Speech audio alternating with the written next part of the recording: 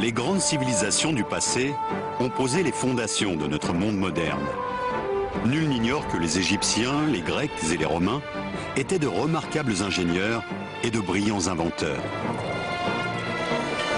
Mais la plupart des livres d'histoire passent sous silence toute une période au cours de laquelle un certain nombre de grands esprits ont véritablement révolutionné le domaine de la connaissance scientifique et technique. Une période considérée comme l'âge d'or du progrès technologique en Orient.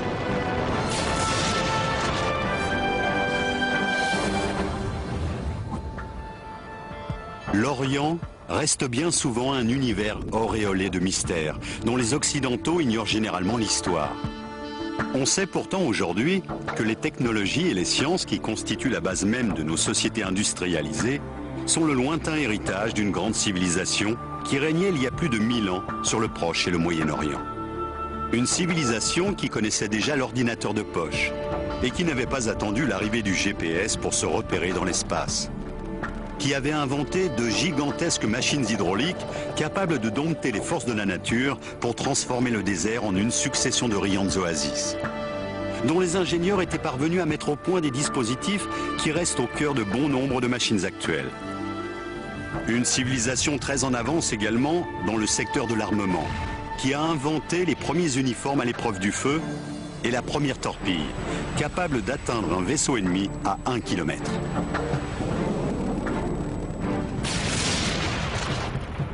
L'effondrement de l'Empire romain marque un grand tournant pour la civilisation occidentale. Tandis que l'Europe s'enfonce dans une longue éclipse, oubliant une bonne partie de l'acquis des grandes civilisations de l'Antiquité, le monde oriental, lui, s'épanouit. Comblant le vide laissé par la disparition des grandes civilisations antiques, les mathématiques, la médecine, la littérature et la physique connaissent au Moyen-Orient un essor remarquable. L'évolution qu'a connue la société pendant les 500 ans, qui du 8e au 13e siècle constitue l'âge d'or de la culture islamique, nous oblige aujourd'hui à revoir l'idée que nous nous faisons de l'histoire ancienne. Un grand nombre de savants, d'ingénieurs et d'artisans de l'époque étaient au sommet de leur art. C'était une époque de grande créativité. Tandis que l'islam, parti de la péninsule arabique, se propage en Inde, en Afrique du Nord et jusqu'en Espagne, les hommes de science musulmans accumulent une somme de connaissances telles que l'humanité n'en a jamais connue. Pendant 5 siècles, le monde musulman va être le centre du savoir et de la culture. L'Europe n'aurait jamais pu avoir le développement qu'elle a connu par la suite sans l'apport de cette culture. Pendant toute cette période qui a duré de l'an 700 environ à l'an 1600, voire au-delà, il y a une sorte de soif de connaissance permanente. Dès la fin du 8e siècle, apparaît une école qui restera longtemps à l'avant-garde du progrès technique et scientifique.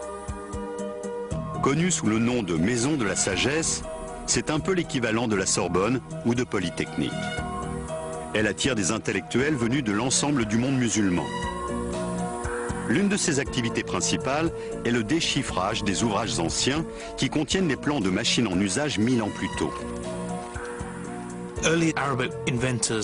Les premiers savants arabes ont repris des textes hellénistiques et romains et les ont traduits, tout en développant les principes qui y étaient exposés.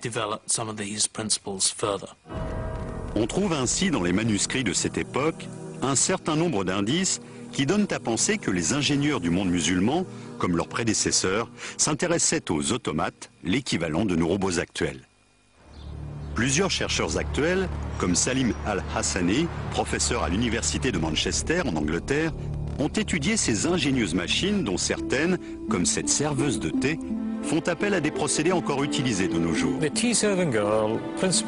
La serveuse de thé est constituée d'un réservoir placé au-dessus d'un robot. Ce réservoir est percé d'un trou par lequel l'eau ou le thé peut s'écouler. Ce système permet de contrôler le débit de la machine, ce qui devait beaucoup étonner et amuser l'assistance. Le réservoir est rempli d'eau ou de thé qui tombe ensuite goutte à goutte dans un récipient à un rythme constant.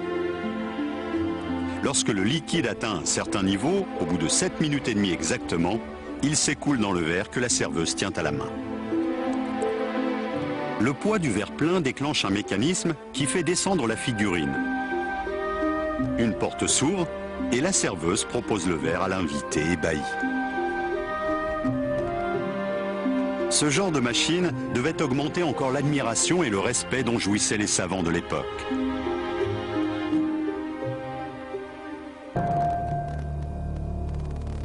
Au vu des textes anciens et des données archéologiques dont nous disposons, les savants de l'âge d'or de la culture musulmane auraient inventé rien moins que le premier ordinateur de l'histoire de l'humanité. Des fouilles sous-marines entreprises au début du XXe siècle au large de l'île grecque d'Anticythère ont permis de mettre au jour les vestiges d'une petite merveille de la technologie du monde antique. Fabriqué autour de l'an 100 avant notre ère, le mécanisme d'Anticythère serait, de l'avis des spécialistes, un calculateur analogique, véritable prototype de l'ordinateur. Cette machine à engrenages a contraint les historiens à revoir totalement l'idée qu'ils se faisaient des connaissances technologiques dans le monde antique.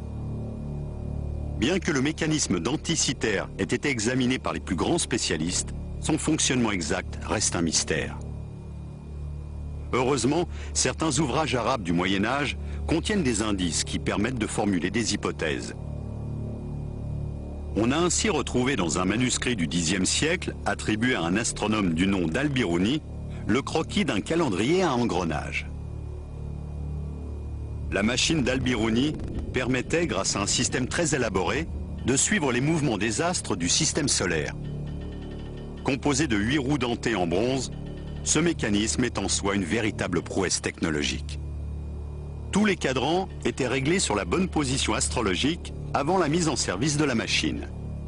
Chaque jour, on avançait l'aiguille principale d'un cran, ce qui mettait en action l'ensemble des engrenages, modifiant successivement les indications relatives au Soleil, à la Lune et aux phases de la Lune.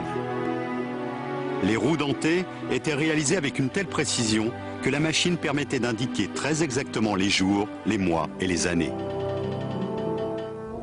Les savants du monde musulman avaient-ils connaissance du mécanisme d'Anticythère?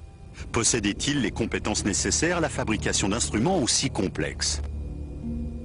Un livre, écrit au XVIe siècle par un homme de science de l'époque, Taqi al-Din, décrit une mystérieuse machine qui serait, selon les spécialistes, un système hydraulique d'un type particulièrement ingénieux et élaboré. Actionnée par la force de l'eau, cette pompe monobloc à 6 cylindres semble sortir tout droit des bureaux d'études du XXe siècle et n'a rien à envier à une machine moderne. Un modèle réduit de cet engin a été réalisé à Dubaï. Cette maquette représente la pompe à 6 cylindres de Taqi al-Din. Il s'agit d'une machine hydraulique, actionnée par une grande roue. Cette roue est reliée à un axe, qui est en fait un arbre à cames, muni de 6 cames différentes. Chaque pièce de bois est lestée à son extrémité par une sphère. Chaque came actionne à son tour un levier constitué d'un bras fixé en son centre et aboutissant à un piston vertical. Une masse de plomb est fixée à l'extrémité supérieure de chaque piston, qui est équipé en bas, dans le cylindre, d'une valve à clapet. La roue tourne et chaque bras de levier est actionné successivement par les cames. L'eau est remontée à la surface par le piston à valve. Lorsque le levier est libéré, le poids vient appuyer sur le piston et l'eau est évacuée vers le système de distribution. La machine de Taqi al-Din est le fruit d'une évolution remarquable, qui part d'une invention des frères Banu Moussa au début du IXe siècle et passe par les améliorations apportées un peu plus tard par le grand ingénieur Al-Jazari. Mais la civilisation musulmane du Moyen-Âge n'a pas seulement produit des mécanismes ingénieux et des instruments sophistiqués. Les savants et les inventeurs de l'époque ont également créé des machines automatiques géantes, destinées à assurer la survie de millions de personnes. Des machines basées sur des technologies qui ne referont surface que 500 ans plus tard.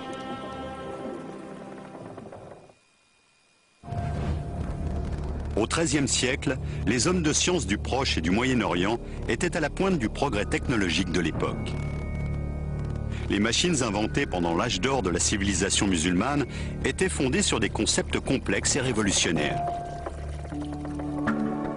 Un homme fait notamment figure de géant dans ce domaine. un homme dont le rôle déterminant dans l'histoire de la science est pourtant largement méconnu en Occident.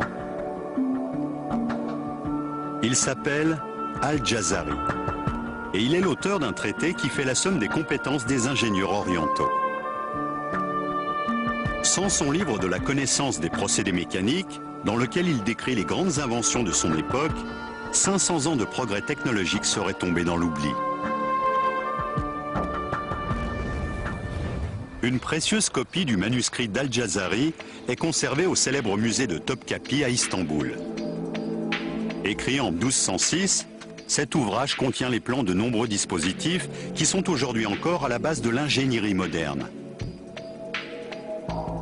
Al-Jazari était originaire du nord de l'Irak.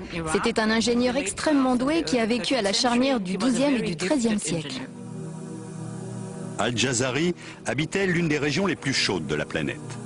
Il était donc particulièrement sensible au problème de l'approvisionnement en eau. Il s'est tout naturellement consacré à la mise au point d'une série de machines extraordinaires dont le but était de faciliter la vie des hommes et des femmes qui peuplaient ces contrées souvent arides. On trouve ainsi, parmi ses inventions les plus remarquables, plusieurs systèmes destinés à remonter l'eau des profondeurs de la Terre. Le plus étonnant, c'est que bon nombre de ces machines fonctionnaient déjà sur les principes que ceux qu'on applique actuellement.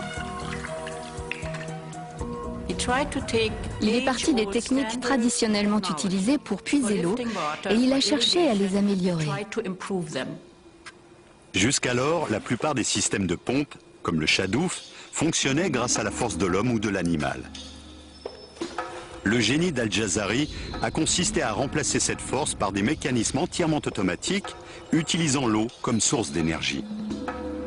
L'une de ses inventions les plus singulières est connue sous le nom de système de pompage numéro 3. On a longtemps cru que cette machine compliquée n'avait jamais existé, qu'il s'agissait uniquement d'une idée sortie de l'imagination du grand homme. Mais une récente découverte tente à prouver le contraire. On a en effet retrouvé à Damas, en Syrie, les vestiges d'une roue à eau qui fonctionnait manifestement selon les principes définis dans le manuscrit d'Al-Jazari. Al-Jazari était un constructeur extrêmement doué. Il ne se contentait pas de décrire des machines, il les construisait vraiment. Réalisée au XIIIe siècle, cette machine hydraulique a fonctionné pendant plus de 700 ans. Une belle preuve de la qualité de sa conception. Elle a notamment servi à alimenter en eau un hôpital du quartier jusque dans les années 1970. Al-Jazari revenait souvent sur son travail, améliorant sans cesse ses plans. Ce remarquable dispositif est une application concrète de son troisième projet de système de pompage. Il fait appel à un système complexe d'engrenage que l'on retrouve souvent ailleurs dans son œuvre. Dans son livre, Al-Jazari explique que son système de pompage fonctionne théoriquement avec une série de palettes creuses. L'eau est censée tomber d'une certaine hauteur sur les palettes, entraînant la rotation de la roue, qui actionne à son tour un système de pignons et d'axes, qui met en mouvement les récipients chargés de remonter l'eau. Cette machine fonctionne selon les mêmes principes de base, sauf que l'énergie n'est pas produite par une chute d'eau verticale, mais par la force horizontale du courant. Actionnée par des pièces de bois horizontales, la roue tourne, entraînant un ensemble d'engrenages et de pignons qui permettent de faire monter l'eau dans la tour. L'eau était ainsi acheminée jusqu'au sommet de l'édifice, à une douzaine de mètres de hauteur. 3 pièces de bois qui faisaient partie du dispositif ont été conservées. Une grande roue dentée horizontale était couplée avec une autre roue dentée, verticale celle-là, qui entraînait un ensemble de chaînes et de seaux reliés à une poulie. L'eau était ainsi montée par les seaux jusqu'au sommet de la tour, où elle était déversée dans un aqueduc directement relié à l'hôpital voisin. Cet ensemble, étonnamment bien conservé, est un bel exemple de réalisation technologique ancienne destinée à améliorer le quotidien de la population. Avec son 4e projet de machine hydraulique, Al-Jazari va cependant aller plus loin encore, en révolutionnant véritablement la science de la mécanique. Cette fois-ci, il fait appel à un système de manivelle. Il est apparemment le premier à mentionner ce dispositif dans le cadre d'une application pratique. La plupart des ingénieurs du XXIe siècle vous diront que la manivelle est test la plus importante invention de la mécanique après la roue. Une invention qui, quelques 500 ans plus tard, jouera un rôle déterminant dans l'avènement de la société moderne. L'utilisation de la manivelle, reliée à ce que nous appelons un arbre à cames, a permis la naissance de nouvelles machines, puis des moteurs, d'abord à vapeur, ensuite à gazole ou à essence. Ce simple élément mécanique permet de convertir un mouvement de rotation continue en un mouvement rectiligne alternatif. La manivelle à main était connue depuis des siècles. La grande innovation du XIIIe siècle consiste à la monter sur une machine tournante en la reliant à un arbre. Les études qui ont été faites des plans d'Al-Jazari ont permis de montrer que l'axe horizontal de sa machine était actionné par un système d'engrenage et que l'extrémité de la manivelle coulissait dans un bras articulé, allant et venant de part et d'autre de son point d'attache et entraînant ainsi l'élévation et l'abaissement successifs du seau. Avant les récentes études menées sur le manuscrit d'Al-Jazari, on pensait généralement que ce système était une invention européenne du XVe siècle. En fait, Al-Jazari utilisait déjà le principe de la manivelle 200 ans plus tôt. Un certain nombre d'autres éléments tentent à prouver que les grands mécanismes destinés à assurer l'approvisionnement en eau étaient très répandus et très développés dans le monde musulman de l'époque. Les norias, ces grandes roues à eau entièrement automatisées que l'on rencontre encore dans beaucoup de pays, en sont peut-être l'exemple le plus remarquable. C'est près de Hama, en Syrie, que l'on trouve les norias les mieux conservées. Décrite dès le 1er siècle avant notre ère par l'architecte romain Vitruve, la noria est un gigantesque élévateur d'eau. Ce qui est merveilleux avec la noria, c'est qu'elle marche toute seule. Tout est automatique. Elle travaille pour vous grâce aux forces de la nature. Ces machines géantes étaient conçues pour remonter près de 100 litres d'eau par minute. Ces vestiges du passé nous donnent une idée de ce que pouvaient être les norias à l'époque où elles étaient omniprésentes dans le paysage du Moyen-Orient. C'est une roue à eau munie de compartiments ou de seaux répartis à la périphérie et de pales sur le bord extérieur. Cette roue est mue par le courant et l'eau est puisée par les seaux lorsqu'ils passent dans la rivière. L'eau pénètre dans chaque récipient, puis est remontée jusqu'au sommet de la roue où elle se déverse dans une tranchée ou un conduit ouvert. La plus grande roue encore en place mesure une vingtaine de mètres de diamètre et possède 120 seaux répartis sur tout son périmètre. Les plans étonnants que nous a laissés Al-Jazari et les magnifiques roues à eau géantes qui continuent de tourner ici ou là dans certains pays musulmans témoignent de l'extraordinaire développement technologique que ce monde connaissait au Moyen-Âge. Il existe cependant bien d'autres machines nées en Orient dont certaines étaient tellement en avance sur leur temps que les historiens ont longtemps douté qu'elles aient jamais existé.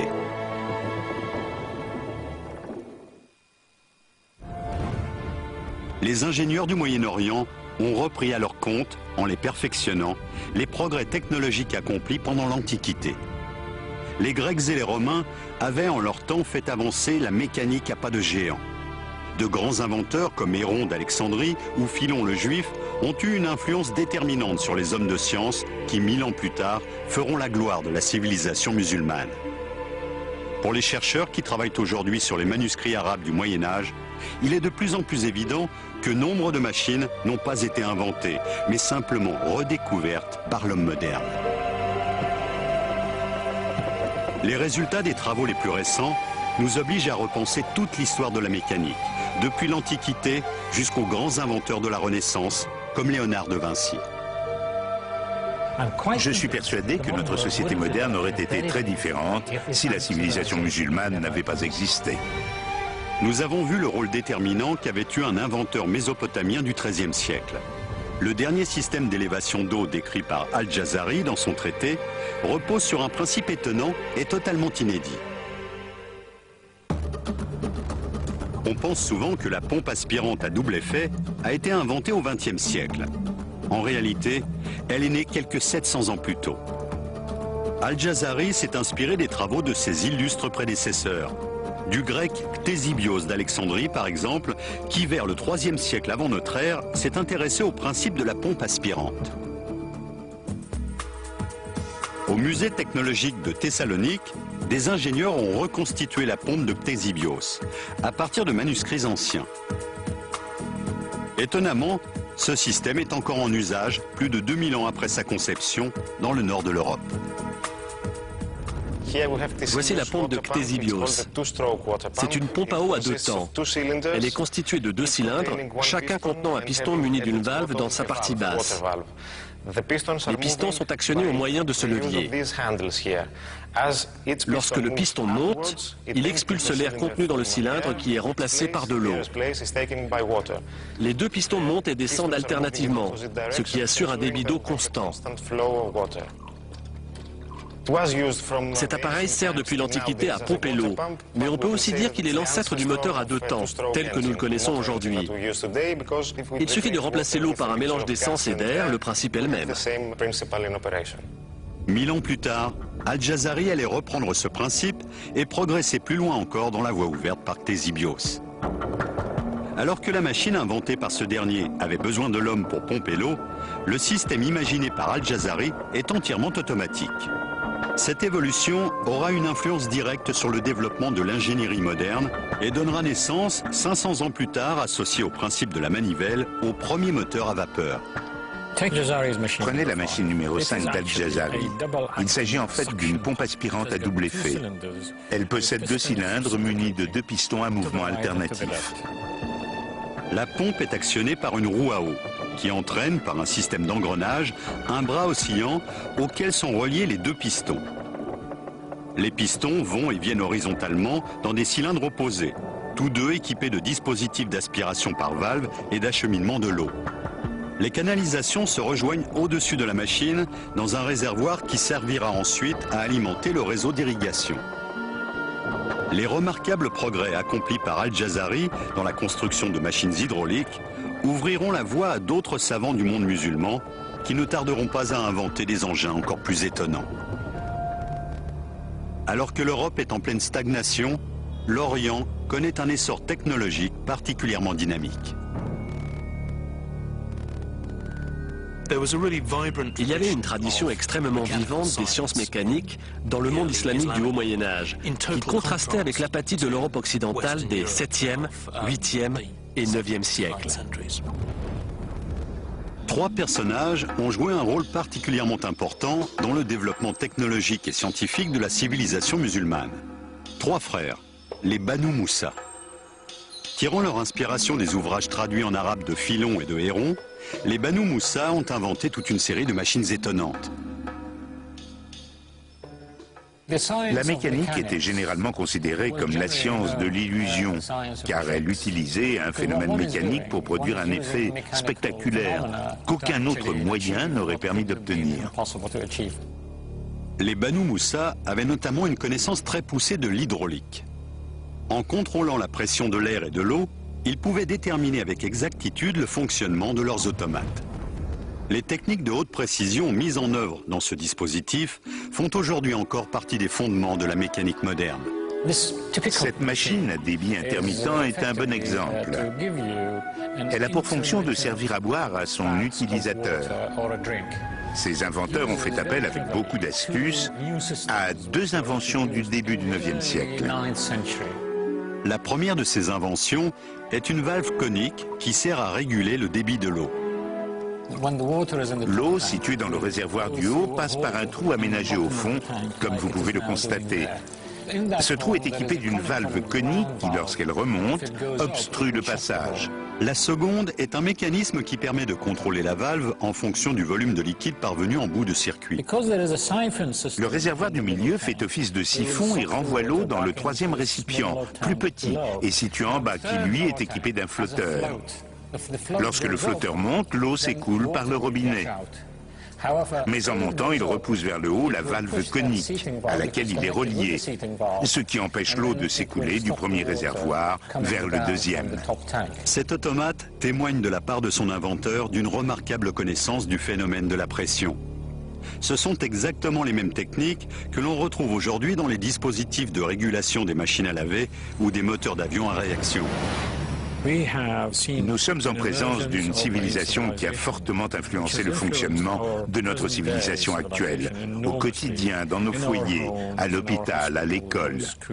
Et si vous regardez les étoiles, vous constaterez que beaucoup portent aujourd'hui encore des noms arabes. La civilisation musulmane du Moyen-Âge ne maîtrisait pas seulement les techniques hydrauliques. De toute évidence, ces astronomes étaient également capables de calculer avec précision les mouvements des astres. Cette connaissance était indispensable à la navigation, à l'organisation des cérémonies religieuses et à une meilleure appréhension du temps chronologique. Les savants de l'époque disposaient pour cela d'un instrument étonnant, mis au point par les Grecs vers le IIe siècle avant notre ère et qui ne sera abandonné que 1500 ans plus tard, l'astrolabe. Le musée d'histoire des sciences d'Oxford, en Angleterre, possède la plus grande collection d'astrolabes du monde. Stephen Johnston en est le conservateur. Certains considèrent l'astrolabe comme une sorte de calculateur de poche antique. Sa fonction première est de donner des repères dans le temps en se basant sur le soleil et les étoiles. C'est donc un instrument astronomique qui vous donne l'heure du coucher et du lever du soleil tous les jours de l'année, où que vous soyez. Un instrument que les savants du Moyen-Âge musulman se sont employés à perfectionner. L'astrolabe a été amélioré par les astronomes du Moyen-Orient au 9e et 10e siècle de notre ère. Ces fonctions ont été développées pour qu'un même instrument puisse servir partout dans le monde. Portable et très précis, l'astrolabe était un peu le BlackBerry de l'époque. Voici le plus ancien astrolabe de notre collection. Il date de la fin du 9e siècle. C'est plus qu'une simple machine à calculer. Si je le retourne, j'obtiens un instrument d'observation que je peux utiliser pour mesurer la hauteur du soleil et des étoiles. Il suffit d'ajuster la règle afin d'aligner l'astre choisi avec le viseur de l'appareil. Il ne reste plus qu'à relever le degré indiqué par la flèche sur la graduation qui figure au bord du disque. Et cela vous donne la hauteur de l'astre observé au-dessus de l'horizon. Vous pouvez alors ensuite déterminer l'heure et la date. Les inventeurs du monde médiéval musulman étaient donc passés maîtres en l'art de fabriquer des objets mécaniques. Les villes du Proche et du Moyen-Orient étaient de grands centres d'innovation technologique. Poussant toujours plus loin leurs recherches, les savants de l'époque, tels Al-Jazari, ont ensuite appliqué les connaissances qu'ils avaient accumulées à la fabrication d'étonnantes horloges et de redoutables machines de guerre.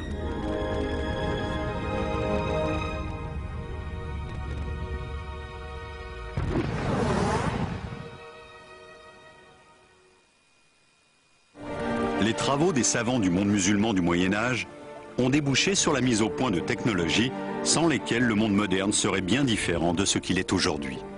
Le grand inventeur Al-Jazari expose ainsi dès le XIIIe siècle, dans son livre de la connaissance des procédés mécaniques, les grands principes de mécanique qui préfigurent l'avènement de la société industrielle.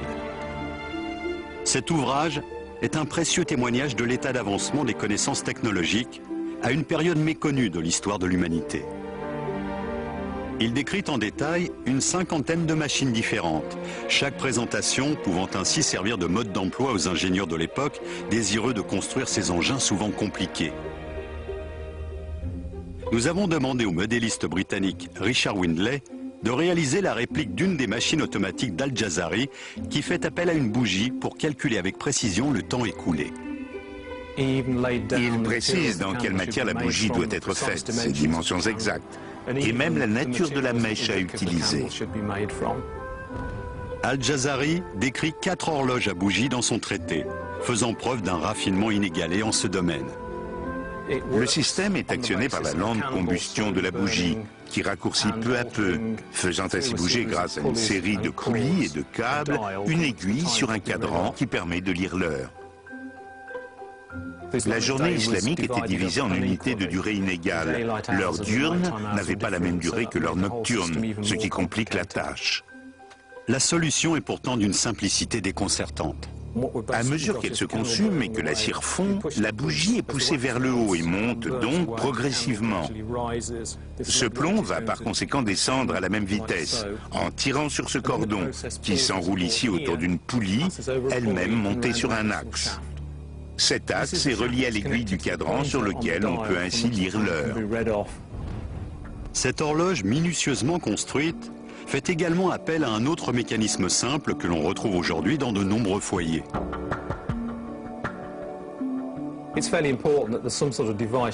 Pour maintenir en place le capuchon du cylindre et éviter qu'il ne cède sous la pression du poids, Al-Jazari a imaginé un système de fermeture qui ressemble beaucoup au dispositif dit à baïonnette, utilisé à l'heure actuelle sur les ampoules électriques. Il est quand même étonnant de retrouver quasiment le même système 800 ans après. Mais ce n'est pas tout. Dans son livre de la connaissance des procédés mécaniques, Al-Jazari s'intéresse tout particulièrement au principe de l'hydraulique appliqué à l'horlogerie. Il y décrit une série de mécanismes extrêmement élaborés qui permettaient de mesurer le temps écoulé. L'un d'eux, plus compliqué encore que les autres, laisse perplexes les meilleurs spécialistes du XXIe siècle.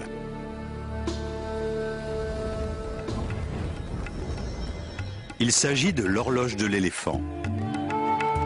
On en trouve aujourd'hui une réplique grandeur nature dans le centre commercial Ibn Battuta de Dubaï. Il a fallu plus de 11 000 heures de travail à quelques 150 experts pour réaliser ce monument de 7 mètres de haut pour un poids de 7 tonnes.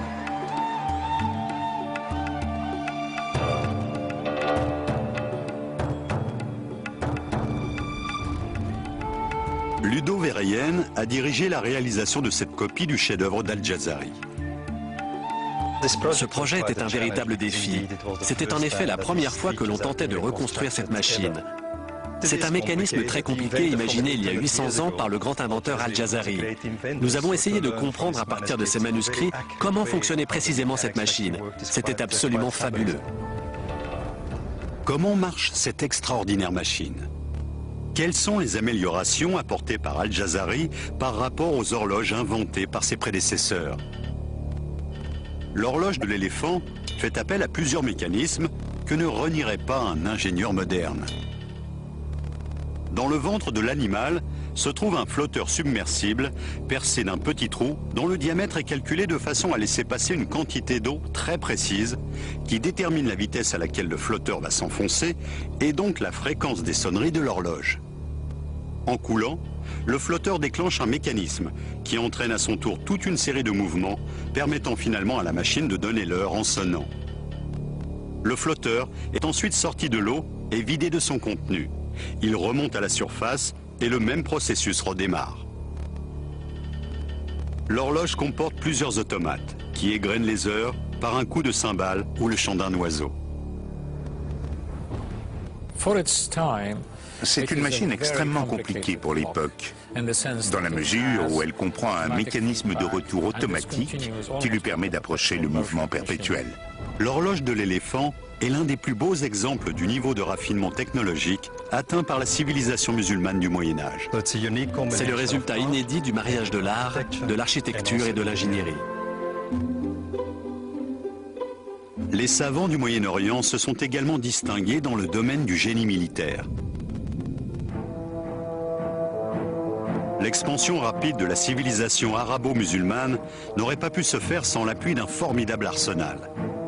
Ce sont les musulmans qui ont notamment fait connaître à l'Europe la technologie du trébuchet, originaire de Chine, qui allait donner naissance aux machines de guerre les plus redoutées de l'époque. Le matériel militaire utilisé par les armées musulmanes des XIIe et XIIIe siècles était sensiblement supérieur à celui dont disposaient les Européens pendant la même période. Le trébuchet à contrepoids pouvait envoyer un projectile de près de 200 kg à une distance d'environ 300 mètres. Il servait à lancer non seulement des blocs de pierre, mais également des engins incendiaires.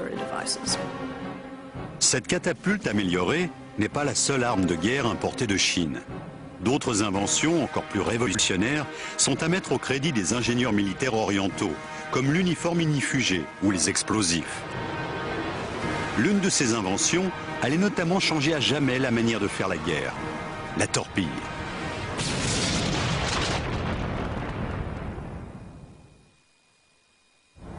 Les ingénieurs et les savants du Moyen-Orient ont beaucoup contribué au perfectionnement de technologies remarquables en s'inspirant des avancées qu'avait connues la science pendant l'Antiquité.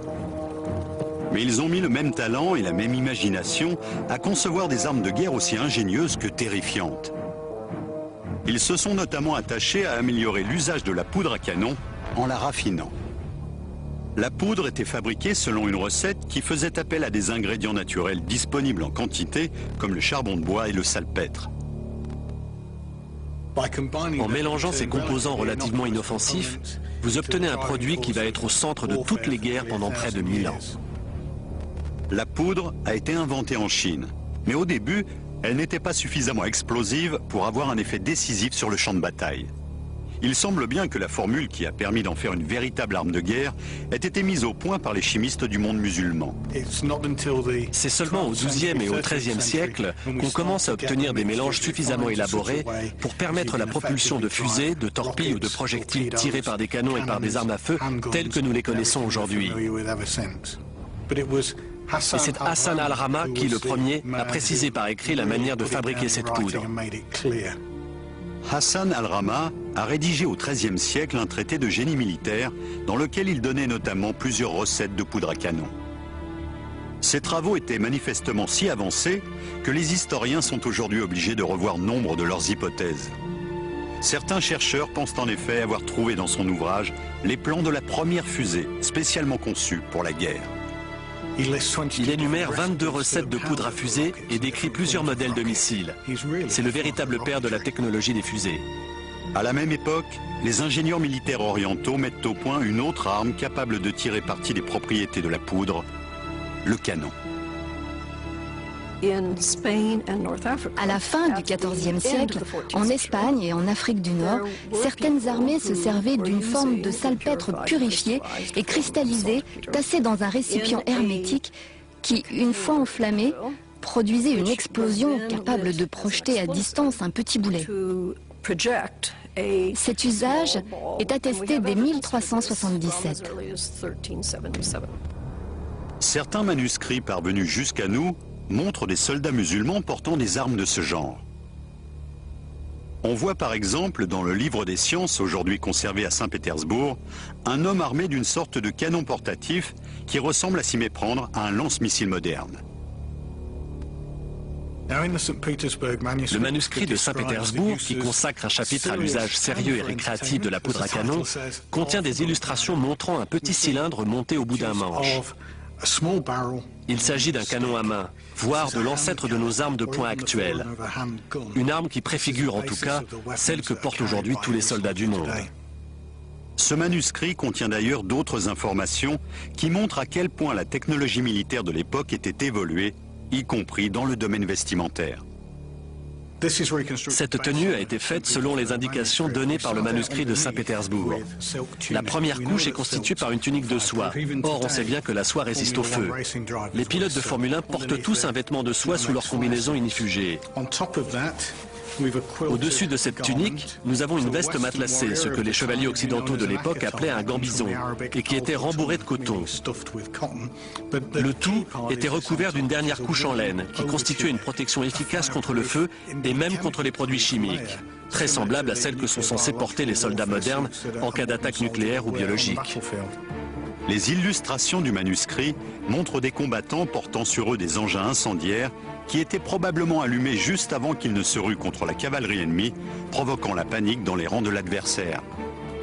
Les engins incendiaires ressemblaient à ça. Le manuscrit nous dit qu'ils étaient en fibre de lin. C'est ce que nous avons là. De la fibre de lin tordue à la main et garnie d'une certaine quantité de poudre noire. On voit sur les illustrations que ces petits sachets étaient fixés sur les vêtements protecteurs des soldats. On nous explique qu'ils étaient fermés avec un bout de fil de fer qui permettait de maintenir la fibre de lin et de fixer l'ensemble sur l'étoffe. Les porteurs d'engins incendiaires étaient-ils vraiment protégés par leur tenue? Nous avons fait le test.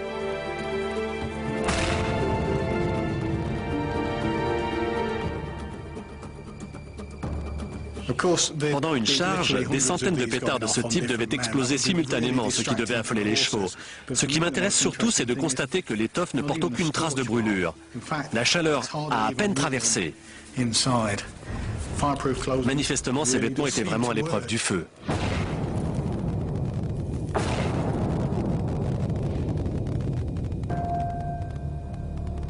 La récente découverte dans des textes anciens d'une autre invention redoutable a considérablement modifié l'idée que se faisaient les historiens des méthodes de guerre de l'époque.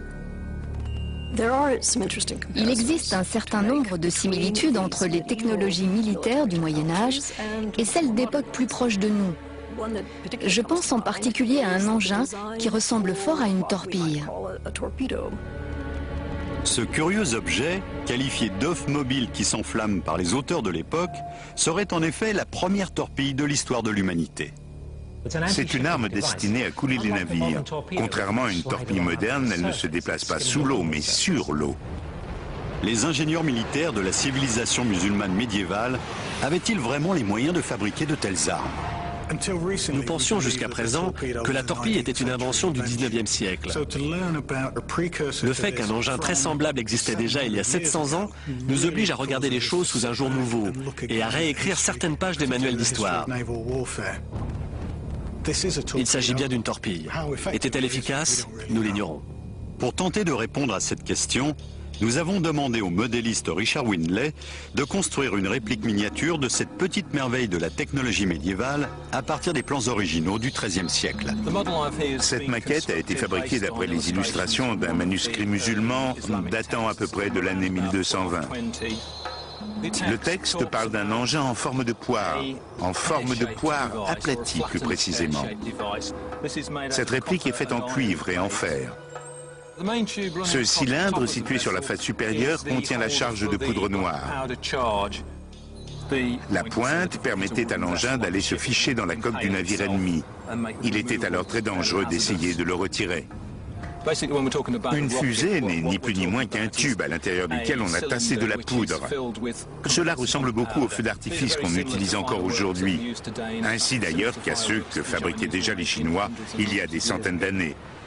J'ai réalisé la face intérieure de cette réplique en employant un procédé inédit. L'original possédait probablement une sorte de coque en fer martelé. La torpille était vraisemblablement bourrée d'une substance incendiaire.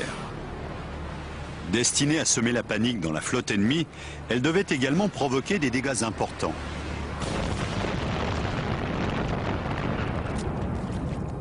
Mais quelle était la puissance exacte de cet étrange missile? On suppose qu'en prenant de la vitesse, l'engin devait se mettre à planer au-dessus de l'eau. Il devait prendre progressivement de la hauteur.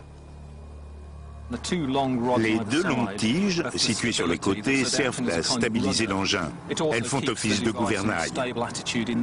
Le dispositif de mise à feu est une simple mèche de coton qui a été mouillée, imprégnée de poudre, puis soigneusement séchée.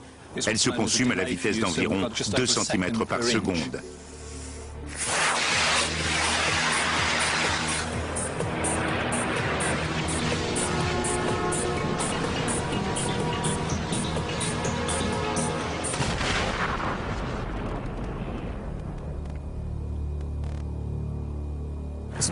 Superbe, c'est vraiment génial.